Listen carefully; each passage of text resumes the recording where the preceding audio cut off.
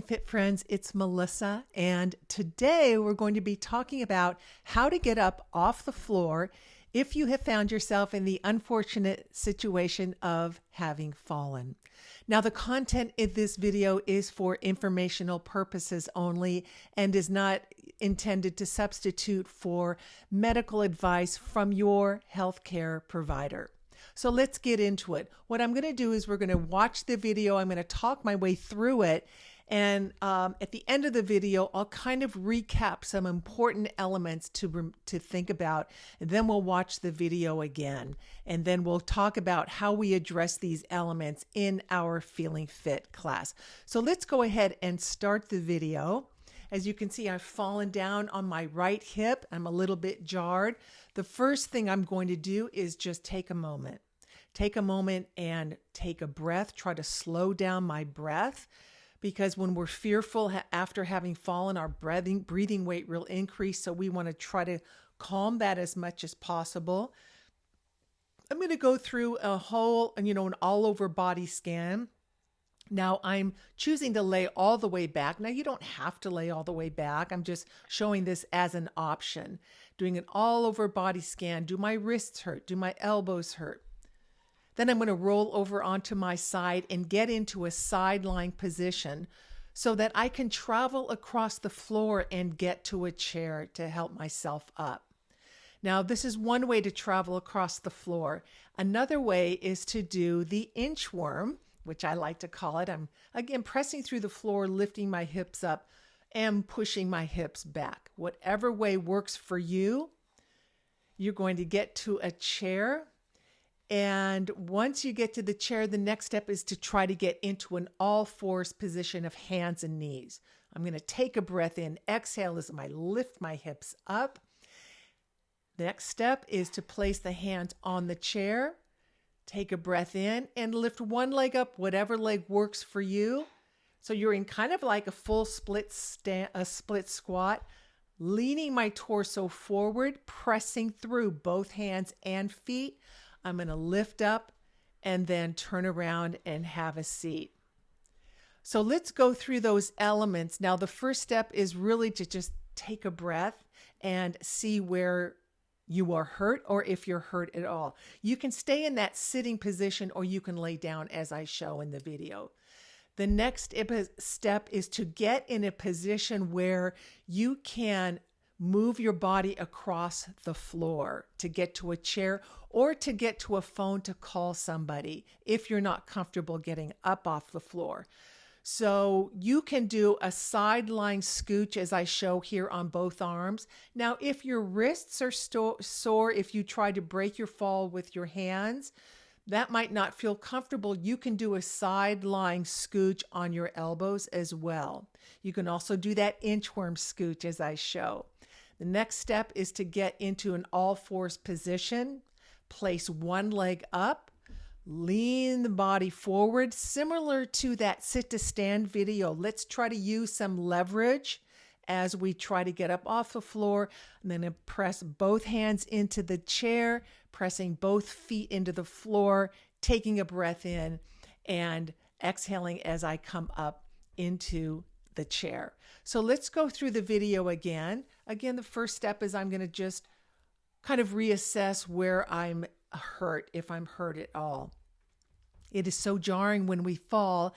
The tendency might not to be really to sink into the situation, but it does help to kind of dictate how you're going to get to a chair, knowing where you are hurt. So again, you don't have to lay all the way down. That's just an option. I'm going to roll over though onto my side that's not hurt, and I'm going to get into a sideline position and go ahead and scooch towards the chair. So again, sideline scooch is a really great way to do it. You can also do the inchworm scooch. Again, remembering if your wrists are sore, the sideline scooch on your elbows is an option. Now, once you get to that chair, the next step is to get up into an all-fours position. Using my breath, I take a breath in and I exhale as I hoist my hips up into that all fours position. Pressing through the floor with my hands. Next step is to place the hands on the chair. One leg's going to come up into a full split squat. I'm going to, again, use my breath, leaning forward, pressing through my feet and my hands as I come up and have a seat. Now let's talk about what we address in our Feeling Fit class that will help us in this situation.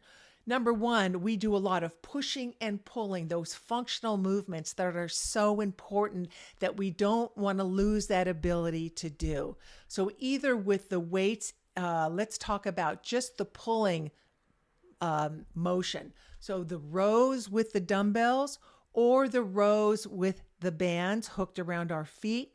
We work on developing strength in the back of the shoulder and the upper back. The pushing motion is either with the dumbbells or with the bands wrapped around our back. We're strengthening, addressing strength for the front of the shoulder, a little bit of the chest. Both are working on providing some shoulder stability.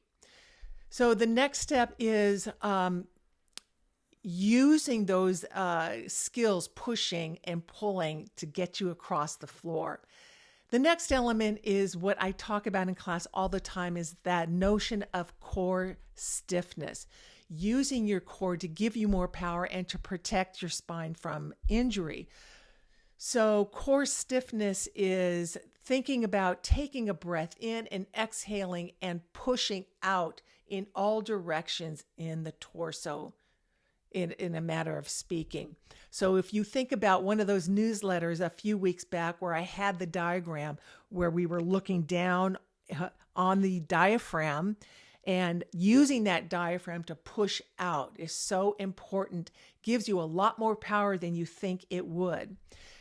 The other notion is the other element that we work on in class is the split squat. So having one foot in front of the other, hip width apart, lowering our hips down and raising them back up. Now in class, we're not going all the way to the floor. It's not indicated for our program, but it gets us into the feeling of being confident and comfortable with one foot in front of the other, being able to balance, lowering our center of gravity down and bringing it back up. So even though, I always will tell students in class, just go down to the level that feels right for you.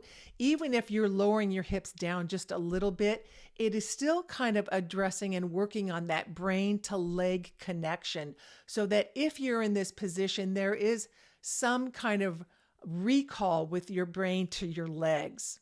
So lowering yourself down, raising yourself back up to get into the chair. So that provides some measure of information that I've gotten so many requests to do a video about how to get off the floor. I hope that helps. I think my best advice would be really to being able to travel across the floor to get to a phone or to get to a chair. That's really the most important thing. Think about that. If you have any questions at all, you can comment below. You can email me at melissa@joyofactiveliving, and keep coming to class. Every class you come to, you get that much stronger. So thanks for watching, and I can't wait to see you in the next class.